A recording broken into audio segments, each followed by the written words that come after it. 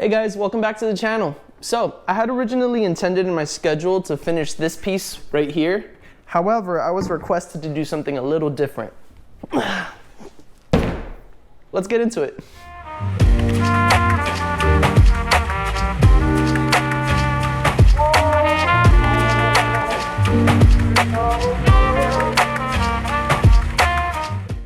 Alright guys, so today I'm painting the Titan Fitness adjustable competition style kettlebell.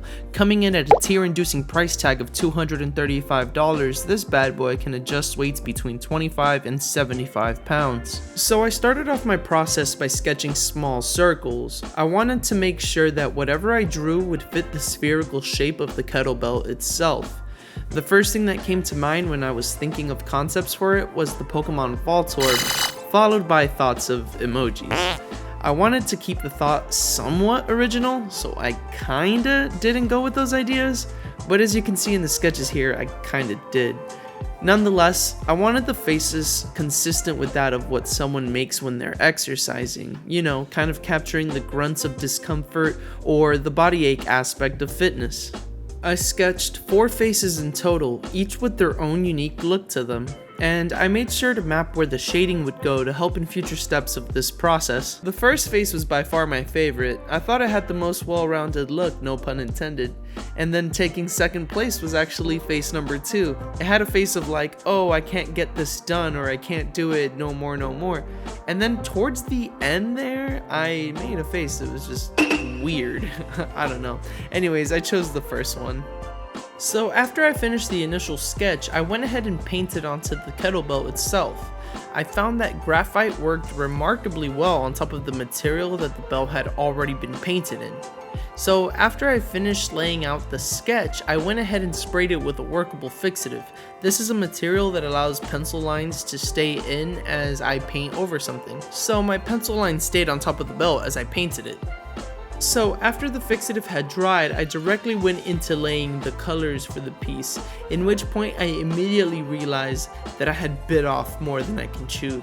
You see, the paint layers that I was putting on in the start were starting to come in real sloppy, and even though I had sprayed the canvas, or kettlebell, with a fixative that is ready for painting immediately after drying, I never took the time to look into what painting a kettlebell would be like.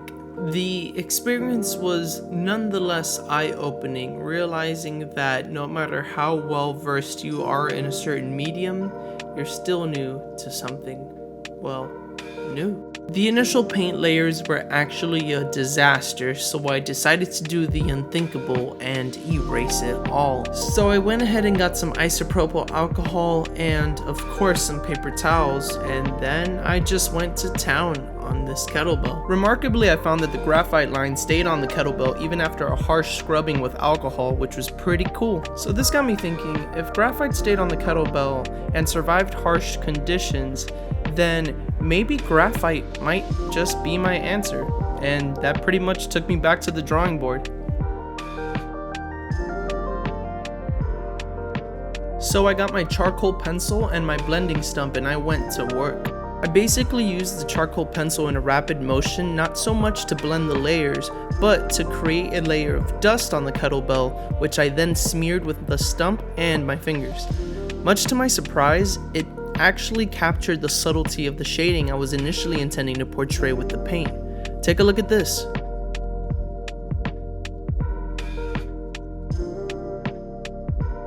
So after yet another layer of fixative to lock in the shading, I was ready to give paint another try.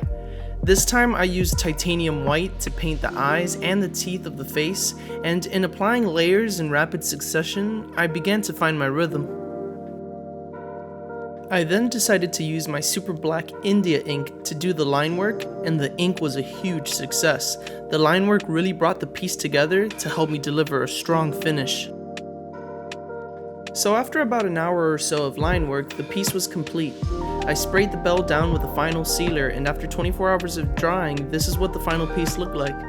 I don't know about you, but this is the coolest kettlebell I've ever seen. And the person that asked me to do this was super stoked too, so I couldn't ask for anything more. Painting this piece of equipment really made me reflect on the importance of fitness and honestly kind of inspired me to take good care of my body. So I think I got a lot more out of this task than I initially expected, which is never a bad thing. Well, there you have it, guys. I successfully painted a kettlebell. This thing was actually a pain in my side to complete, but I'm actually really happy with how it came out. I suppose that now we can work out in style. Also, I want to give a big shout out to the homie Riley for actually letting me paint this. And as always, if you want to see this completed piece or any other future projects that I'm working on, you know where to find me on Instagram and TikTok also. With that being said, I got nothing else left for you guys. But please, do your future selves a favor and find an activity today that gets you moving or grooving, or both. Your future self will thank you for it. Anyways, with that being said, I'm signing off. My name is Brandon Camilo, your favorite internet artist, and I'll see you on the next one. Peace.